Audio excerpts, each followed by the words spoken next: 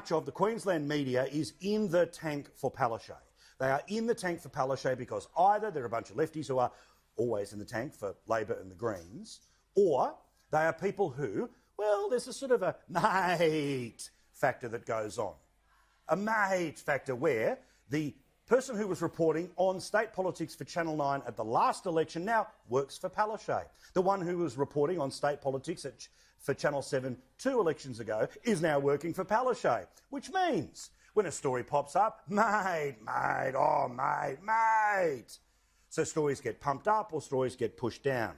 Here's a perfect example of a ridiculous story, a complete load of crap based off even what is written in the damn story. We start, of course, with taxpayer, not radio, not television, but the internet this time. And Channel 2 decided to wake everyone up this morning to an explosive claim, the hope of which that it would get repeated on FM radio stations. This would be the entire day on the campaign trail. The headline, LNP opposition leader Deb Frecklington, campaign in crisis, after being referred by her own party to the election watchdog. Ooh, what have they done? It must be crook. And it must be really crook if it's apparently something worse than anything the Palaszczuk government has done. You remember Slick Mick? He moved taxpayer funds to cover his own arse and help the Labor Party at this election. Remember when the Premier authorised $500,000 to be spent on polling about our own border restrictions, which went to KPMG, the representative of which was a former Labor MP, one that she says, I don't know who you're talking about, until it was actually produced by the Courier Mail that she had met him 7 times and employs his son in her office. Oh yeah, let's get to the real corruption happening in Queensland.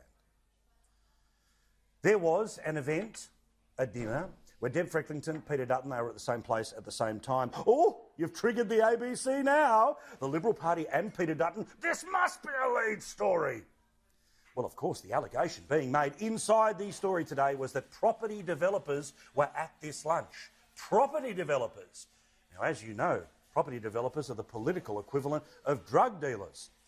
Apparently, because, of course, they, in the past, have been a major source of funds to the Conservative side of politics. At the last election, they were banned from giving money to deny the LNP fighting funds against the Palaszczuk government. This time around, they changed the electoral funding system to help unions to be able to out-campaign political parties. But no, the real corruption here is that people who own legal businesses had lunch. That's the scandal. Cue the outraged puppet, pointless Premier Palaszczuk. There is a ban of property developers, and what we are hearing, and there needs to be a full explanation about exactly who she was meeting with, why she was meeting with them, and why she was doing that when it is not allowed. Oh, she's saying really serious things. This must be the end of Deb Frecklington. Damn it! Another chance for the people to get a different premier. Alas, Palaszczuk gets another run. Okay. If you actually read the story and didn't read the headline, if you actually read the story and didn't respond to the Premier's spin, there's one line in particular that makes the whole thing a load of rubbish. Have a look at what is written in the very story that is there on the Channel 2 website this morning. While none of the developers appear to have made donations, and they deny paying to be there, their presence at this event has caused considerable concern inside LNP headquarters. So they didn't give money, they didn't pay to be there, they didn't break the law, but LNP opposition leader Deb Frecklington's campaign is in crisis.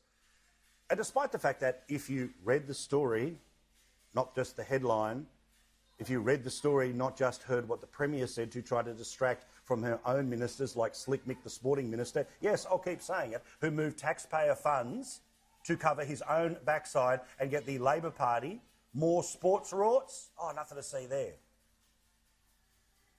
Then the reality is that this story doesn't stand up. It does not stand up.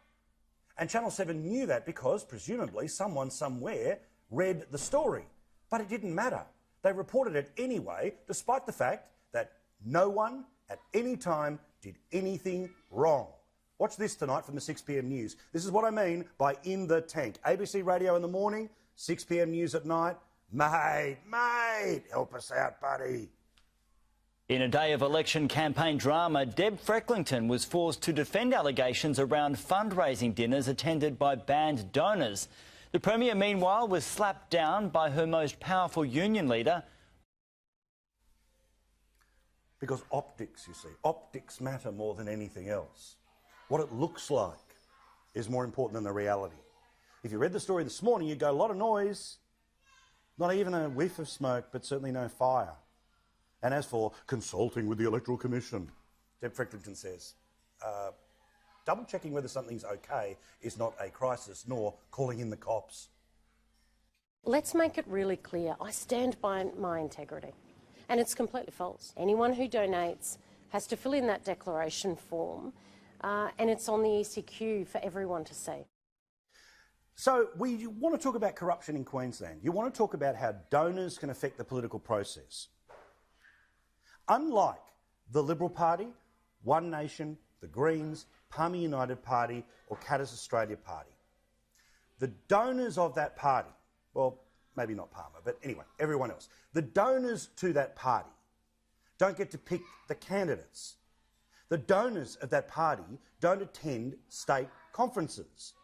The donors of that party don't get to decide the party's platform. But of course, in Queensland, just like in your state, just like here in South Australia and around the rest of the country, the Labor Party, the union movement, is constitutionally recognised as equally its biggest donor and 50% of the say in who are the candidates and what does the party stand for. Property developers cannot have that right anywhere else in the country, and if they did, the place would go nuts. And what does it mean when the union movement is 50% of the Labor Party? It means they go and do the bidding of the Labor Party, like today, when they protested against the Prime Minister and happened to have a lot of messages about the Queensland election. Where, as you can see, put LNP last was one of the messages that was there. And by the way, Anastasia Palaszczuk is very close to the union movement in Queensland, just like all of the Labor leaders are. A, you have to be a member of the union, and B, you're more than happy to take selfies, even with blokes who go on to have colourful histories, dare I say. So save me this bullshit, that Deb Frecklington's campaign is in trouble, when the story itself says, no, it's not. Where the real corruption exists when they change the electoral system where the union movement in Queensland can outspend any one political party 10-1 in any seat. It means Labor's playing by the same rules as the Liberal Party. It's the same rules as the Greens. No special treatment for Clive Palmer, and unions, despite the fact that they are 50% of the Labor Party, pick the candidates, own the factions and decide the policies. Well, they're independent, of course, when it comes to election time. Yet the media tonight wanted you to lose your cool about legal citizens having lunch. That's what I mean by they're in the tank.